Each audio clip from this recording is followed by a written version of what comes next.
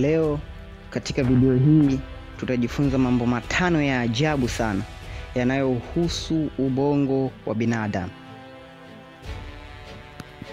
Kaa ukijua ya kwamba akili ya binadamu ni kitu cha ajabu sana. Yaani inaweza kukuinua hadi katika kilele cha mafanikio au ikakuangusha hadi chini ya shaka na hofu. Kwa kuwa wanasayansi wanasema kila kitu unachofikiri kinaacha alama katika ubongo wako. Leo hebu tuchambue mambo matano ya kushangaza kuhusu saikolojia ya akili, ambayo mambo hayo ukiyajua yanaweza kubadilisha mtindo wako wa maisha.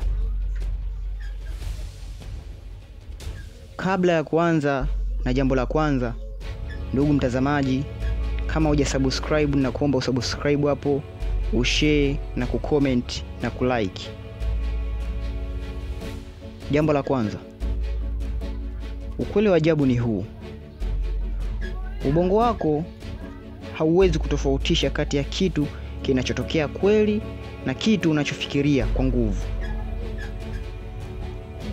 Ukiona unashindwa kufanya kitu, ubongo wako unaanza kuamini hivyo. Na pia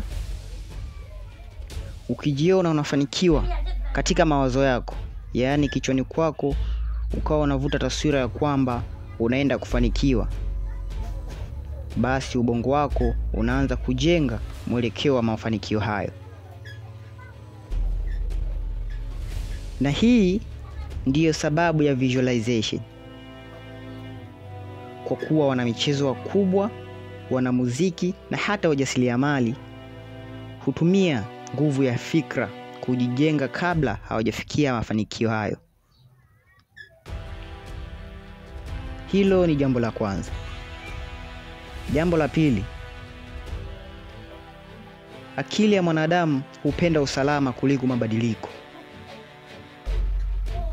Kisaikolojia, ubongo wako ni kama kompyuta ya zamani inayochukua updates.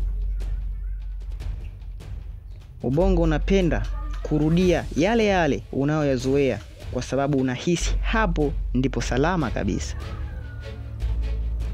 hata kama mazingira si mazuri. Ubongo wako utayaita nyumbani kwa sababu ni familia. Ndio maana watu wengi hushindwa kubadilika. Si kwa sababu hawana uwezo, si kwa sababu ya kwamba hawawezi kubadilika, bali ni kwa sababu ya akili zao zinahofia hatari ya kisichojulikana. Lakini hapa ndipo siri ipo. Hapa ndipo siri ilipojificha. Ukitaka kukua katika mafanikio ama kufanikiwa, lazima ukose utulivu kwa muda mfupi. Na maanisha lazima uteseke. Akili inabadilika kwa maumivu na si kwa starehe.